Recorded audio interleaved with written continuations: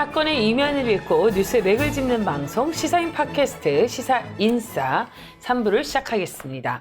안녕하십니까. 저는 시사인 팟캐스트 시사인싸 진행을 맡은 최광기입니다. 오늘 함께 진행할 분들을 소개해드리겠죠. 시사인이 골라주는 경제 뉴스 픽을 함께 나눠주실 분입니다. 시사인 경제팀 이종태 팀장이 함께해 주셨습니다. 네, 안녕하십니까. 네. 왜 좋아요, 구독, 알람. 좋아요, 구독 부탁드립니다. 왜 또 그렇게 꼬리를 낮추고 그래? 당당하게 좀 따져봐요. 네, 좋아요, 구독, 애걸합니다. 아, 네. 애걸. 이 발음이 좀 애를 합니다. 애걸합니다. 나는 애불합니다. 이런 줄 알았어요. 디지털 미디어 팀장 차영석 팀장님도 함께 해주셨습니다. 디지털 콘텐츠 팀이고요. 아, 그래요? 네. 3부가 아니고 2부예요. 오늘은 시사 인싸 2부가 없기 야. 때문에 이렇게 써주고 3부라고 써주고서. 디지털 콘텐츠 팀 네. 그리고 시사 인싸 2부 아, 시작하겠습니다. 그래요. 네. 정정 전문 차영석 기자와 함께 또 가보도록 하겠습니다. 오늘 첫 번째 뉴스는 다시 돌아온 분양가 상한제라는 뉴스를 들고 왔어요. 네. 네. 저번 주에 한 주 동안 또 이 경제 쪽에서 뉴스는 그렇죠. 분양가 상한제 뉴스. 요즘 일본 요 문제하고 분양가 상한제하고. 예, 이게 네. 두 개가 좀 가장 뉴스가 많이 그렇죠. 나왔었는데 뜨거워요. 네. 지난 7월 8일 날 김현미 국토교통부 장관이 주택시장 안정을 위해선 민간 택지에 대해서도 분양가 상한제를 적용할 때가 됐다. 네. 이렇게 밝혔고요. 그래서 그 이후로는 지금 서울의 이 분양가 상승률이 아파트 가격 상승률보다 2배 이상 높다. 그래서 그런 이유를 댔는데 이게 최근에 그 주택도시보증공사 자료에 따르면 서울의 이 새 아파트 평균 분양가가 그러니까 이게 한 5월 달 이 앞에 5월부터 5월 이렇게 해서 한 1년간 네. 상승률이 한 12.54%에 달했다고 해요. 근데 이제 요 같은 기간 동안에 서울 아파트의 매매값은 1.96% 올랐다고 하니까 이 보통 아파트의 매매값보다 새 아파트의 평균 분양가 상승률이 한 6배 이상 뛴 거죠. 아, 그렇군요. 네. 근데 이 분양가 상한제가 국회를 거쳐야 이게 뭐 되는 건가요? 어떤가요? 아니요, 지금 이제 뭐 정부가 이제 분양가 상한제 실시 방안 이제 검토에 들어갔는데 주택법에서 이 민간 택지 분양가 상한제에 대해서 필요한 경우에는 시행할 수 있도록 법으로 이미 돼 있어요. 아, 그렇군요. 그래서 이 주택법 시행령에서 적용 요건을 규정하고 있는데 정부가 이 시행령만 개정하면 바로 시행이 가능합니다. 예. 그렇군요. 그럼 좀 하나하나씩 짚어봐야 될 것 같은데 분양가 상한제가 이제 언제 시작됐고 언제 또 사라졌는지. 네. 이게 분양가 상한제는 네. 뭐 일단 지방자치단체에서 분양가 심의위원회를 만들어서 여기에서 이제 분양가를 심의하고 승인하는 건데 네. 과거 참여정부 당시 그러니까 2007년도 9월부터 민간택지 아파트에 대해도 분양가 상한제를 적용했었어요. 그렇군요. 그러다가 2015년 4월 이때가 박근혜 정부 때죠. 이때 2015년 4월에 건설경기 부양을 이유로 이 민간택지 아파트의 분양가 상한제를 이제 사실상 안 한 거죠. 그래서 2014년 말에 분양가 상한제 민간택지 적용 요건이 강화됐고 이 요건이 강화되면서 이후에 그 민간택지 아파트에 대해서는 분양가 상한제가 적용된 사례가 없는 거죠. 그러니까 그렇군요. 사실상 안 하게 된 거죠. 그럼 이제 그동안은 분양가를 뭐 도대체 어떻게 제어했었어요? 이게 없었다면? 이게 그 자료 나왔던 주택도시보증공사라고 HUG 네. 이런 데가 있는데 지금 우리가 선분양 하잖아요. 선분양. 그러니까 아파트 짓기 전에 선분양을 하는데 근데 혹시라도 선분양을 하고 나서 시행사가 부도가 나거나 네, 그쵸. 그러면은 그 선분양했는데 그거를 누군가 돈을 어쨌든 돌려주는 그러니까 분양 보증을 해줘야 되잖아요. 맞아요. 네. 그거를 바로 이 주택도시 보증공사에서 하거든요. 분양 보증을. 근데 이 주택도시 보증공사에서 분양 보증을 이제 내주기 위한 이 심사를 할 때 서울을 포함해서 전국 34군데의 고분양가 관리 지역에 한해서 분양가를 심사를 했어요. 네. 그래서 이게 지나치게 높거나 그러면은 분양 보증을 안 해주는 거죠. 그러니까 이렇게 약간 간접적으로 제한을 했다고 볼 수가 있는데 근데 이제 그러면 계속 이렇게 하면 되지 않느냐 이렇게 생각을 하실 수도 있는데 그렇죠. 최근 들어가지고 이 서울 강남에 있는 이 재건축 단지를 중심으로 해서 이 분양 보증을 안 하는 방법을 이제 찾기 시작한 거예요. 그러니까 이게 공정률이 80% 이상에서 후분양을 하게 되면 보증공사의 분양 보증이 없어도 분양이 가능해요. 아, 그러니까 이 분양가를 통제할 방법이 없어지는 거죠. 그렇군요. 근데 이제 앞으로 이제 분양가 상한제가 적용이 되면 이 후분양 단지들도 규제를 받게 되고요. 만약에 이 강남권 재건축 단지에서 공정률을 이제 80%를 채우고 네. 그냥 이제 일반 뭐 시세대로 후분양을 하게 될 경우에 대략 한 3.3m 제곱미터당 한 6천만 원에서 7천만 원 수준 이 정도로 이제 받을 수 있는데 만약에 이제 아까 그 주택 도시 보증공사 네. 여기에서 이제 분양 보증을 받고 이제 선분양을 하게 될 경우에는 대략 한 3.3 제곱미터당 한 4,500만 원 선에서 이제 묶이는 거예요. 그러니까 그렇군요. 이거를 안 묶이려고 후분양을 하는군요. 네, 그렇죠. 후분양을 하려고 하니까 그럼 이제 이거를 이제 계속 어쨌든 새 아파트 이제 분양가가 올라가고 있는 추세인데 게다가 우리는 후분양으로 가겠다 이래버리면은 통제할 수 있는 방법이 그렇죠. 없어져 버리는 거죠. 이게 사실 이제 부동산을 좌지우지하는 게 이제 강남이라는 어떤 특수한 곳이 있기 때문에 강남에서 이제 이런 식으로 하는 것 같은데 그렇죠. 저는 사실 이제 이 문제하고는 좀 별개인데 아파트 선분양이 좀 이상한 것 같아요. 짓지도 않고 돈 내는 것도 이상하고 근데 또 이걸 강남에서는 또 이렇게 악용을 하네요. 그렇죠. 또. 공정률이 80% 네. 이상 되면 후분양을 할 수 있다 이렇게 하니까 그렇군요. 이제 그렇게 되면 분양가의 그 주택도시 보증공사의 일종의 그 우회적인 분양가 업체요 이거를 피하기 위해서 후분양을 그렇군요. 하겠다고 네. 이렇게 하는 거니까요. 그럼 이제 이 분양가 상한제 이게 시행되면 이제 분양가가 지금 이야기한 것처럼 좀 많이 낮아지겠네요. 뭐 네. 재개발이나 재건축 이렇게 도심 재정비 사업이나 네. 서울 민간 택지에도 이 공공택지와 동일하게 분양가 상한제 적용하면 네. 신규 아파트 분양가가 한 20에서 한 30% 가량 낮아질 거라고 지금 봐요. 지금. 그게 굉장히 낮은 거 아니에요, 진짜 실제로는? 그렇죠. 일단 네. 그리고 이제 분양가 상한제에 따른 아파트 분양가가 감정 평가된 택지비에 정부가 매년 그 표준 건축비라고 고시하거든요. 네. 여기에다가 법이 정한 가산비라고 있어요. 뭐 법정 초과하는 복지시설 건축비라든가 분양 보증 수수료라든가 인텔리전트 설비 이렇게 좀 더 네. 최첨단 이런 걸 투입하면 거기에 가산을 해가지고 이렇게 정해지는데 어쨌든 이 가격이 지금 아까 얘기한 것처럼 80% 공정률 이상에서 후분양을 했을 때 주변 아파트 시세가를 이렇게 따져가지고 하는 그 분양비보다는 더 싸게 되는 거죠, 이게. 그렇군요.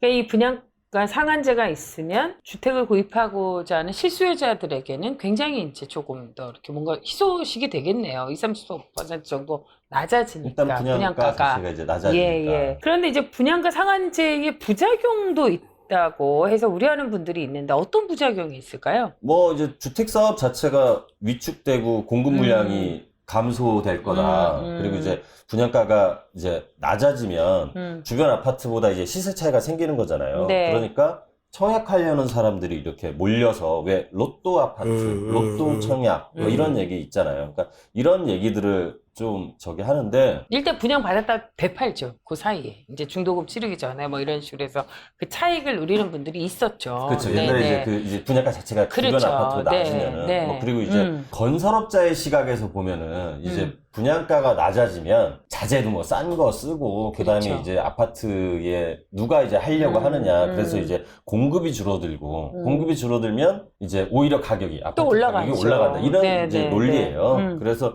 지금 이제 부동산 업계나 이쪽에서는 만약에 이제 분양가 상한제 도입해서 서울 지역에 이제 신규 주택 공급이 이제 지나치게 위축되는 걸 좀 막기 위해서는 상한제 적용 지역을 좀 투기과열 지역, 부동산이 막 뜨는 지역으로 좀 약간 국한할 필요가 좀 있다고 좀 보고 있고 네. 정부에서도 지역 어느 지역에 할지에 대해서는 지금 고민이 좀 많이 하는 것 같아요. 네. 이거를 뭐 전체 다 대한민국 전체 다로 확대하는 건 아닌 것 같고 이 지역은 좀 약간 한정할 것 같고 또 한편에서는 그래서 서울 아파트 값이 지난해부터 약간 이게 상승세를 좀 탔잖아요. 네. 그래서 이 상한제 적용할 때 뭐 그런 시행령 안에서 이제 물가 상승률과 연동해서 뭐 이런 것도 있어요. 그러면 이제 그런 거를 투기과열 지구로 좀 한정하는 게 어떻겠냐 이런 얘기도 좀 나오고요. 그리고 지금 지방 주택 시장이 그렇게 좋지는 않거든요. 그렇죠. 저번에도 우리 왜 세금 얘기할 때 지방에 그 공시지가들 막 떨어지고 막 이렇게 실제로 그런 얘기 있잖아요. 그래서 실제 집값은 서울만 이렇게 가파른 오름세지 지역은 또 그렇게 많이 오르거나 그러지 않고 오히려 어떤 지역은 굉장히 많이 침체된 뭐 그렇죠. 분양도 많이 안 네, 되고 그래서 이런 이제 편이잖아요. 투기과열 지구로만 좀 한정하자. 그렇게 되면 지금 현재 투기과열 지구가 서울 25개 구하고 네. 과천 그리고 분당, 그리고 대구 수성, 세종시 이 정도로 좀 한정이 돼 있는데, 근데 또 이제 이 투기가율 지구로만 이 분양가 상한제를 적용하면 지금 부산이나 대전, 광주에서 좀 약간 일부 광역시에서도 약간 이 고분양가 문제가 좀 있나 봐요. 네. 그래서 이런데 문제가 좀 해결되지 않는 허점이 생긴다 이런 얘기도 있어서 어느 지역에 이 분양가 상한제를 적용할지는 조금 이건 좀 지켜봐야 될 것 같아요. 그렇군요. 예, 예. 결국에 이제 다 해야 된다는 것 같기도 하고. 근데 이제 아마 지방까지 다 하게 되지는 않을 것 같고, 뭐 기준, 뭐 약간 시행의 기준이 그렇죠. 있거든요. 물가 상승률과 그 분양가 상승률, 최근 3개월 뭐 분양가 상승률이 어떻게 됐는지 이런 기준들이 있는데, 그걸 바꿔주면 되는 거기 때문에, 네. 그거는 아마 좀 봐야 될 것 같습니다. 어떻게 될지. 결과가. 근데 이게 지금 이렇게 이제 지역을 투기과열 지구도 이렇게 묶는 이유는 분양가 상한제가 이제 시행이 되면 집값에 영향을 미치기 때문이라는 거잖아요. 그러니까 이제 예. 그 우려하는 측에서는 제가 이제 신문 사설 이렇게 봤더니 네. 한겨레 같은 경우는 민간 택지에 대해서 분양가 상한제 시행하는 걸 찬성하는 사설이 나왔고, 조선일보하고 동아일보는 우려하는, 그러니까 반대하는 입장이 훨씬 강한 사설이 나왔어요. 그러니까 한쪽에서는 그러니까 신문조사에서도 찬성 입장, 굳이 나누면 반대하는 입장인데, 이제 반대하는 입장에서 얘기가 이제 그거예요. 공급 자체가 위축이 될 수 있고, 결국에는 공급이 위축되면은 그러니까 오히려 부동산 가격이 올라갈 수 있다. 이렇게 얘기를 하는데, 한국도시연구소에서 최근에 보고서를 냈어요. 네네네. 그러니까 2006년부터 올해 2월까지 서울 25개 자치구의 대표 아파트별 실거래가를 분석한 자료를 최근에 냈는데, 네네. 근데 이제 이 자료를 보면은 분양가 상한제, 민간 택지 부분에서의 분양가 상한제가 폐지된 2014년 말부터 실거래가가 이렇게 집값이 급등한 이런 그래프가 나온 거예요. 아, 그러니까 이게 집값 상한제가 폐지되면 오히려 집값이 상승한다는 얘기네요. 그러니까 민간 택지에서의 분양가 상한제를 실시하지 않고 나서 네. 그래프 이제 예를 들어서 대치동 음마아파트 같은 경우 이렇게 보면 이렇게 올라가는 지점이 딱 있거든요. 그게 2014년 말부터 이렇게 급등하는 게 나타나는 거죠. 그래서 연구소에서는 어쨌든 이게 영향을 미쳤다. 이렇게 보는 것 같아요. 근데 사실 이 부동산 관련 자료들이 보면 온갖 자료들을 다 이제 자기네 근거에 맞게 쓰는 경우들이 있어서. 근데 최근에 나온 보고서에서는 분양가 상한제를 한다고 해서 집값이 그러니까 이걸 한다고 해서 집값이 왜 이렇게 헷갈리지? 오르지는 않는다. 예, 오르지는 않는다. 예. 오히려 폐지하고 나서 요 집값이 상승했다, 급등했다. 이런 이제 그 보고서를 낸 거죠. 그게 보면 이제 그게 있는 것 같아요. 언제나 부동산 투기를 좀 옹호하는 분들이 정부가 어떤 규제를 하려고 그러면은 그렇게 하면은 그치. 부동산 공급이 준다. 공급이 준다. 주택 공급이 준다. 네. 가격이 시장이 오른다. 위축된다. 네, 뭐 이런 예. 얘기 하잖아요. 이런 논리가 사실 어떻게 보면은 뭐 수십 년 전부터 계속 써온 논리인데, 근데 그게 실제로 그랬는지에 따른 실전 연구들 보면 그렇지 않아요. 지금 이 연구처럼, 그래서 너무 뭐랄까, 일단 부동산의 시장 논리를 갖다 대는 거는 좀 부적절하지 않은가라는 생각이 많이 듭니다. 그리고 보면은 약간 이 부동산이 올라가는 요인들은 보면 당시에 예를 들어서 이 시중에 유동자금이 얼마나 많았는가, 그리고 세계적인 부동산의 상승 이런 것들도 그쵸. 영향을 좀 미치잖아요. 그러니까 당시의 상황하고 이런 것도 굉장히 좀 밀접하게 좀 이렇게 영향이 좀 있는 것 같고. 근데 이제 어쨌든 정부에서 부동산 가격을 꼭 잡겠다 이런 의지가 되게 중요한 거잖아요. 그러니까 보면 이 아파트 뭐 재건축을 미룬다, 정부에서 정책을 또 어떻게 바꾸지 않을까, 뭐 약간 이런 기대감이 있으면 오히려 미루는 거고, 정부가 부동산을 잡겠다 의지가 굉장히 확고해 보이면 사실 그럼 실제로 그런 정책이 먹히는 거잖아요. 네. 그렇죠. 말하자면 정부의 의지 자체가 일종의 신호고, 그렇죠. 이 부동산 시장의 하나의 변수인 것 같습니다. 이런 측면에서 최근에 더불어민주당 일부 의원들이 종부세 완화시키겠다고 난리를 치고 있는데, 이건 정말 잘못된 사연을 주는 걸로 예. 받아들일 수 자기 있죠, 정체성을 시장에서는. 잃고 있는 거예요, 그분들 진짜. 아니 왜 도대체 자기 당의 그러니까요. 자기 당과 정부의 어떤 일관된 입장을 정책이 반하는 있는데, 네. 아니 그거를 부정하고 그러니까. 본인이 강남에 산다고 해서 아니 지역구 강남이라고 해서 부동산 종부세를 완화하겠다 하러 나서는 거는 그렇죠. 굉장히 문제가 있는 것 같습니다.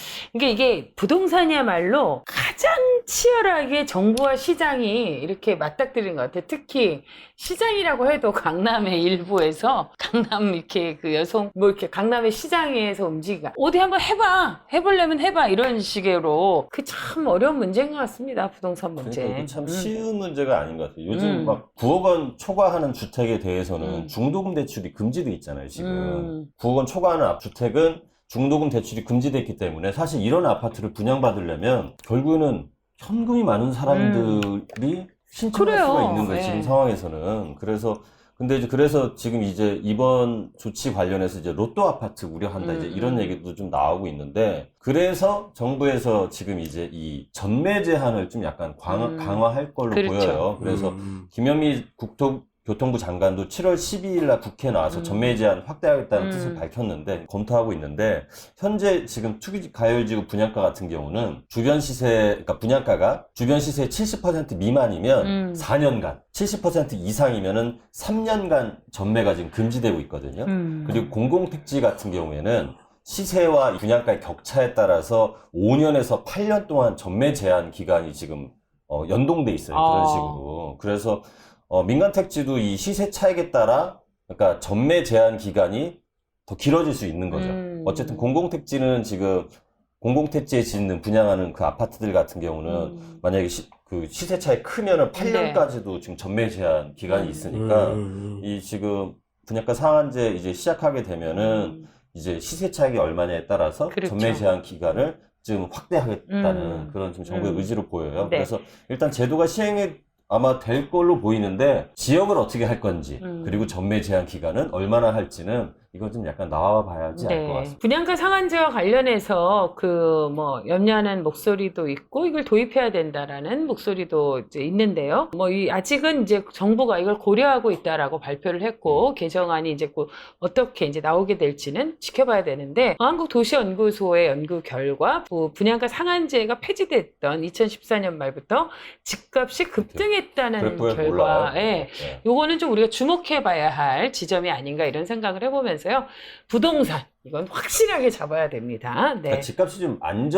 그렇죠. 안정적으로 예측 가능해야지 이게 계속 그러니까 너무 떨어져도 사실 문제가 좀 있잖아요. 왜냐면 대출과 다 연동돼 있는 사람들이 많기 때문에 최소한 대출 이상은 좀 되든지 대출 정도는 돼야 돼요. 그래서 이게 부동산 문제가 잡혀야 되는 게 부동산 어떤 한 문제 한정된 게 아니라 뭐 청년 문제, 일자리 다 연결이 되어 있기 때문에 이런 문제를 좀 정부가 의지를 갖고 확실하게 잡았으면 좋겠습니다. 자, 두 번째 소식 넘어가도록 할 텐데요. 리브라를 아시나요? 라는 주제를 갖고 와서 리브라가 뭡니까? 그러니까 나 잘 모르겠는데요. 듣는 분들에게 약간 생소한 네. 단어일 수 있는데 페이스북에서 2020년 내년이죠. 내년에 암호화폐를 발행해서 송금 및 결제 서비스를 할 수 있게 하겠다. 그렇게 얘기를 해서 그 암호화폐 이름이 리브라인데 우리가 파운드 하잖아요. 파운드. 네. 영국의 돈 단위 그렇죠. 파운드. 그것처럼 고대 로마의 무게 단위에서 유래한 말이에요. 리브라가. 리브라. 그렇죠. 그래요. 그래서 금융위원회가 최근에 리브라 2회 및 관련 동향이라는 자료를 발표했어요. 그래서 이 자료를 보면 페이스북이 지난달 발표한 그 사업 보고서하고 국내 언론과 해외 동향을 근거로 해서 이 리브라를 발행할 경우에 금융시장에 어떤 영향을 미칠 것인지 그걸 이제 점검한 자료인데 이 보고서에 따르면 내년에 이 페이스북에서 암호화폐 리브라를 만약에 발행하게 되면 기존에 나왔던 어떤 그 암호화폐보다 상용화 이 성공 가능성을 높게 좀 내다봤어요. 그래요? 예. 근데 이게 아직 나오지도 않았는데 이렇게 상용화 성공 가능성이 높아졌다는 건 뭐 도대체 어떻게 사용하길래 그런 가능성이 그러니까 높다는 일단 거예요? 이거는 이제 돈 주고 사는 거예요, 리브라를. 일단 돈 주고 리브라를 사서 이제 아직 나오진 않았지만 그러니까요. 이제 페이스북에서의 그 저기라 보면 그 칼 리브라라는 그 디지털 지갑에 보관을 했다가 그 제휴 업체들에서 화폐처럼 이제 사용할 수 있고 그 다음에 페이스북 메신저나 메신저 애플리케이션 왓칩 등을 통해서 은행을 거치지 않고 개인들 간에 송금을 할 수 있게 하는 그러면 이제 페이스북 메신저로 하면은 국경도 넘잖아요 그냥 미국에서 그냥 뭐 누가 있으면 그걸로 페이스북 메신저로 돈을 송금할 수 있는 그렇게 하겠다는 거예요. 그러네. 말하자면 직구가 편리해지겠네요. 어떻게 뭐 그럴 수 대외 있죠. 아니 나는 그 얘기도 딱 딱 그 생각 들면서도 불법 거래 뭐 이런 그러니까 것도 되게 이제 뒤에 나와요. 그 얘기 나올 건데. 나는 이렇게 나쁜 쪽으로 먼저 생각이 나는지 근데 모르겠어. 일단 이게 성공 가능성이 좀 높다고 본 게 뭐냐면 네. 이게 일단 인프라가 되게 크잖아요. 그러니까 어마어마하죠. 페이스북이 지금 자체 플랫폼 이용자가 거의 한 25억 명. 그리고 이 계열사가 왓츠앱이나 인스타그램도 계열사인데 여기에 이용자가 왓츠앱이 15억, 인스타그램이 10억 명이라고요. 그러니까 아유. 일단 기본적으로 플랫폼 자체를 이용하는 사람들이 무지무지하게 많고 25억 명이니까. 그리고 이제 이 발행하는 사업에 협력업체들이 어떤 데가 있냐면 예를 들어서 비자, 카드 회사 있잖아요. 그렇죠. 비자. 예. 그다음에 통신회사인 그 보다폰. 국내에는 없지만 차량 공유 서비스는 우버.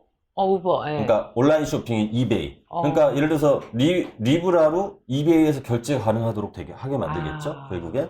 그러면 이런 식의 글로벌 다양한 분야의 글로벌 업체 지금 28곳이 지금 여기에 참여하겠다고 했고 내년에 운영하기 전에 이 암호화폐가 나오기 전에 이 참여 업체를 100개까지 늘리겠다고 하는 거예요. 그럼 실제로 굉장히 이렇게 범용성이 좀 있는 거죠. 사용하기가 좀 좋게 되는 거죠. 근데 갑자기나 이 뉴스를 듣고 있으니까 되게 슬프네요. 진짜 지금까지는 정말 이거 지폐도 없어가지고 슬프게 살았는데 이제는 이거 어떻게 쓸 줄도 몰라서 어렵게 살겠다 싶기도 하고. 굉장히 쓰기 쉬울 겁니다. 아, 그래요? 제가 보기엔 이런 거 그래요? 만들면 사용은 무지하게 간단하게 만들 것 오히려? 같아요. 그래 예를 들어서 비트코인의 그러니까 경우에 그것도 난 좀 황당한데 보이지도 않는 돈인데. 우리가 볼 때 어떻게 보면 이제 성공한 것 같잖아요. 네. 비트코인 이 가격이 엄청 오르지 않았습니까? 1비트코인 아마 수천만 원까지 갔었죠.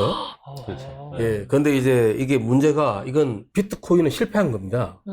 왜냐하면은 일단 이게 아까 교수 말씀하신 화폐의 범용성이라든가 사용 가능성이 커지려면은 화폐의 가치는 사실은 일정 유지가 돼야 돼요. 그렇죠. 일정한 이제 범위 내에서. 근데 그만큼 이제 비트코인의 가치가 그렇게 오르내린다는 것은 이건 사실은 안정성이 떨어진다는 거 아닐까요? 말하자면 우리가 흔히 생각하는 거래 수단이나 뭐 지불 수단으로서 화폐의 기능은 가지지 못했다라는 이야기가 그렇죠. 되는 거죠. 그런 측면에서 아마 지금 말씀하신 것처럼 페이스북 리브라를 낸다면은 제가 볼 때는 이게 좀 다른 문제군요. 제가 볼 때는 굉장히 이 지급을 쉽게 만들어낼 거예요, 얘네들은. 그리고 이제 여기 보면 제가 그 부분은 잠깐 뒤에만 살짝 언급해놨는데 비트코인하고 좀 다른 점이 이 리브라 같은 경우는 기존 통화, 그러니까 그 국채든 뭐가 되든 여기에 연동을 시켜가지고 발행을 하겠다고 얘기를 해요. 그걸 뭐 그래서 스테이블 코인 뭐 이런 식으로 표현을 하던데 페이스북이 아니고 비트코인은 왜 채굴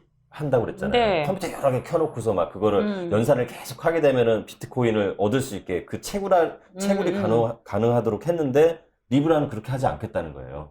그래서 실제 이런 기존 통화나 국채랑 연동해서 이렇게 발행을 하겠다고 그렇게 얘기를 하는데 일단 그 부분은 뒤에 제가 조금 더 그렇군요. 말씀 좀 드리고 싶어요. 일단 하여간 굉장히 흥미로운 소식이에요. 이제 우리가 여러 가지 지급수단도 마련되고 또 굉장히 편리한 것도 있을 것 같고 지금 보니까 이 정도 진짜 아까 짚고 막 눈이 반짝반짝해요. 뭐 그런데 그런 편리성도 있겠지만 아까 저는 사실은 이렇게 되면 불법 거래 그 어떤 어둠의 세력들도 이걸 통해서 서로 어떤 거래가 일어나지 않을까 그런 이런 우려를 게, 해요. 그러니까 이게 은행에 대한 은행을 통한 통제가 이루어지지 않으면 광범위하게 이 자금 세탁 수단으로 변질될 수 있다. 이런 우려도 좀 있고. 그렇죠. 그리고 이제 정말 전 세계 페이스북 사용자 뭐 한 24억에서 25억 명 정도가 이거를 이제 쓴다고 만약 가정을 하면 그리고 결제도 되게 쉽다고 생각을 하면 어쨌든 그 지갑에다가 돈을 바꿔다 여기 넣을 수 있다는 거잖아요. 그래서 각자의 은행 예금의 10분의 1만 리브라로 옮겨도 리브라 적립금이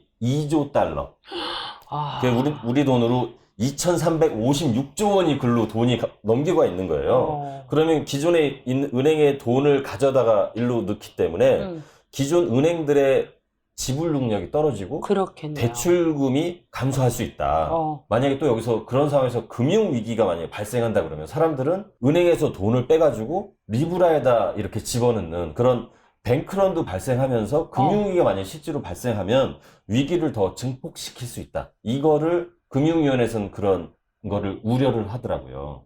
정말 이거야말로 국가 부도 사태가 일어나는 거 아닙니까, 진짜? 네, 그리고 이제 리브라 통해서 이제 환전과 해외 송금을 이제 이게 자유로워지면 일단 해외 송금하게 되면 그 수수료 되게 굉장히 싸게 할 거거든요. 그렇게 되면 일반 은행을 통해서 이제 그런 수수료도 일단 줄어들 거고, 은행들은. 개인들은 사실 이게 더 이익이 될 수 있겠죠. 그잖아요. 이제 해외 송금을 많이 리브라로 하게 되는데 수수료도 굉장히 적어. 그러면 많은 사람들이 이거 쓰지 않을까요? 그게 진짜 정말 자본은 국경도 없어요, 네, 이제. 근데 그렇게 되면 네. 기존의 이 감시, 감독하는 체계로는 이거 관리를 할 수가 없기 때문에 아까 얘기한 자금 세탁 네. 이런 걸로도 할 수 있다 이거죠. 아. 그리고 이제 금융위가 이제 얘기하는 거는 지금 아직까지는 리브라 발행에서 이 세부 사항이 좀 모호하다. 그러니까 뭐 가치를 유지하기 위해서 기존의 통화나 국채 이런 것들하고 연동해서 발행하겠다고는 지금 얘기를 하고 있는데, 그러면 근데 이거에 대해서 아주 명확하지 않대요. 어떻게 하겠다는 건지. 그래서 이런 발행량을 조정하는 시스템이 명확하지 않기 때문에 가치가 여전히 폭락할 수 있는 가능성이 있다는 거예요. 그리고 이제 또 우려점. 예전에 왜 페이스북에서 이 개인 정보들이 잘못 나와가지고 그렇죠. 문제가 그렇죠. 됐는데, 이 소셜, 어쨌든 이 페이스북은 회사잖아요. 여기 회사에서 이 소셜 자기네 데이터하고 금융 데이터를 보관하다가 유출이 돼버리면, 그러면 피해가 정말 극대화될 수 있다. 어마어마하죠. 네, 그런 어쨌든 그런 우려들을 지금 하고 있는데, 이게 워낙 어쨌든 저 플랫폼 자체가 워낙 막대한 사람들이 저 플랫폼을 쓰고 있기 때문에 네. 이렇게 상용화될 가능성이 고기 때문에 이런 우려들도 더불어 나오고 있는 것 같아요. 그렇군요. 그 미국 현지 반응은 어때요? 뭐 페이스북에 있는. 그래서 미국에서 지금 이걸 관련해서 상원과 하원에서 이 청문회도 한다고 해요. 아마 이게 녹음 공개되는 게 이번 주 목요일쯤이면 네. 대충 그 얼음일 것 같은데 16일, 17일 날 청문회 한다고 그러거든요. 그러니까 미국에서는 어쨌든 의회에서 이 리브라 프로젝트에 관련된 청문회를 한다고 하고, 스티글리츠 같은 경제학자 같은 경우는 이 바보들만 페이스북 리브라를 신뢰할 거다. 그리고 화폐는 국가의 감독과 규제가 필요하다. 뭐 이렇게 말했다고 합니다. 그쵸. 그래서 아마 이게 실제로 나오기 전에도 이렇게 시끌시끌한데 2020년 내년에 만약 이게 현실화되면 되게 상당히 큰 영향을 미칠 것 같고, 우리도 사실 페이스북 다 많이 쓰잖아요. 네. 근데 거기에 이제 예를 들어서 그 상태에서 옥션이 이베이에서 지금 가지고 있는 거예요? 우리나라도? 뭐 하여간 어쨌든 네. 뭐 그런 소셜 쇼핑이나 이런 데에서 리브라가 결제 수단으로 인정이 되면 되게 금세, 이게 미국에서의 문제만 아니라 한국에도 금세 우리한테 이게 바로 옆으로 올 것 같아요, 리브라. 근데 하여간 저는 스티글리츠 경제학자 말대로 화폐는 국가의 감독과 규제가 필요하다는데, 저는 여기 한 표를 던지고요. 이게 다양한 형태의 어떤 소셜 네트워크를 이용한 이제 화폐들이 발행이 되잖아요. 뭐 쉽게는 아주 뭐 그게 어떤 연관성인지 모르지만 뭐 서울화폐 등그룹, 서울페이 등그룹 뭐 이렇게 여러 가지가 있지 않습니까? 근데 못 써요, 몰라서 잘. 쉽게 만들 거예요. 안 쉬워요. 제가 보기에는 쉽게 만들 거예요. 근데 이게 어떤 좀 리버테리언 극단적 자유주의자 입장에서는 네. 생각할 수 있어요. 비트코인 때처럼 말하자면 이제 화폐가 국가의 통제를 벗어난다. 네. 전 세계적인 규모에서. 네. 그래서 이게 굉장히 좋은 변화다라는 식으로 사실 비트코인도 옹호를 했었고, 그렇죠. 물론 이 리브라 같은 경우에도 기존 화폐 연동한다 그러지만은 네. 움직임이 있을 겁니다. 근데 참 문제가, 예를 들어서 지금 국가가 이제 거의 사실 지난 한 십수년 동안은 사실상 이 재정 정책은 거의 포기를 했고, 네. 거의 모든 나라들이 유일하게 남은 게 통화 정책이란 말이에요. 그렇죠. 말하자면 통화량을 늘리고 줄이고 그러면서 이제 경제에 개입을 해왔던 건데, 어떨 때는 개별 국가 차원에서, 어떨 때는 구체적 차원에서 네. 해왔던 건데, 사실 이런 화폐가 정말 페이스북이 너무 쉽게 만들어가지고 네. 거래하기가 네. 어떤 실제로 화폐가 된다면은 비트코인처럼 그렇게 뭐 일종의 이제 가치 저장 수단이 아니고요. 네. 된다면은 사실은 제가 볼 때는 이거는 뭐랄까 경제사적 대사건이 될 거예요. 그러겠죠. 예, 물론 근데- 이게 이제 근데 문제는 이게 기본적으로 누구도 통제를 할 수가 없는데, 그야말로 선출되지 않은 권력인 페이스북이 이걸 통제를 한다? 이건 제가 볼 때는 굉장히 좀 무서운 그쵸. 완전 초월적인 권력을 갖게 되는 거예요. 사건이 될 것 같고요. 또 한 가지는 예를 들어서 이제 이 미국 친구들이 금융 위기를 일으켜도 미국 달러 간만 올라갑니다. 왜냐하면 안전한 그만큼 자산. 세계가 네. 불안해지니까 안전한 돈으로 몰리는 거죠. 근데 뭐 극단적인 경우에 사고를 쳤는데 갈 데가 없는 거죠. 달러 가치도 내려가고 네. 리브라만 올라간다. 음. 웃기기도 하고 무섭기도 한 그렇죠. 일이 벌어질지도 모른다라는 우려가 일단은 좀 되네요. 하여간 정말 모든 게 그 어떤 분이 뭐 정치는 생물이다라고 얘기했는데 경제만큼 이렇게 역동성 있고 그 움직임이 강한 것도 없는 것 같아요. 이 앞으로 리브라가 어떻게 될지 리브라 네, 네. 주목해 봐야 될 것 같고 리브라가 상용화되면 창석 기자는 쓸 거예요? 일단 우리 3명이서 한번 해봅시다. 쓸 거야? 고민 많아요, 그런데. 일단 대출을 먼저 갚아야 돼. 정말 이종태 기자는 해외 거래를 한다면 쓸 겁니다. 그러니까 여기는 해외 거래를 하면은 예, 그렇게 생각할 수도 있죠. 그럴 수 있겠죠. 예. 그냥 여기서 메신저로 그냥 바로 송금해주고 거기에서 환전하는, 그러니까 수수료 정도만 내고 이 송금하는 거를 수수료를 받게 하겠지. 근데 매우 적게 받는다면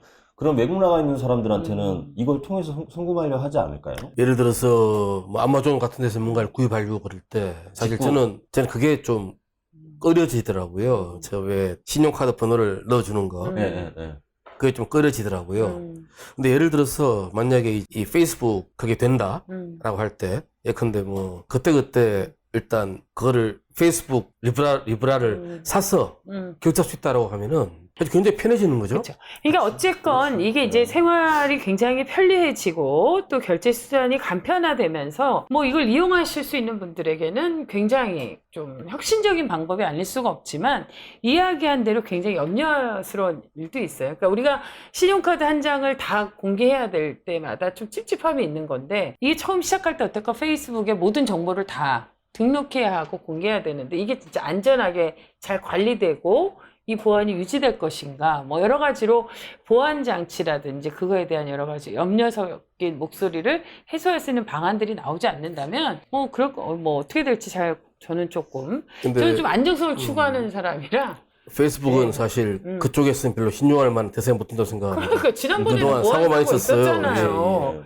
미국에서 뭐 얼마 안 있으면 청문회도 한다고 하는데 흥미로운 뉴스니까 한번 관심을 갖고 좀 지켜보면 좋을 것 같습니다. 내년까지 발행 여부가 어떻게 될지 모르겠으나 내년까지 계속 아마 그러니까. 이거 관련돼서는 논란이 많을 것 같아요. 그래야. 미국으로서는 사실 국가 권력을 위협하는 그렇죠. 조치가 될 수가 있어요. 아직 상용화되지도 않은 리브라를 걱정할 게 아니라 당장 대출부터 네. 갚도록 하세요. 네. 어쨌건 오늘 경제 뉴스 다양한 소식들을 좀 접하면서요. 새로운 뉴스도 함께 나눠봤습니다. 여러분들께서는 또 궁금한 게 어떤 게 있는지요? 시사인싸를 통해서 여러분의 답답한 경제 소식을 하나하나 풀어드리도록 하겠습니다. 이종태 기자가 있습니다.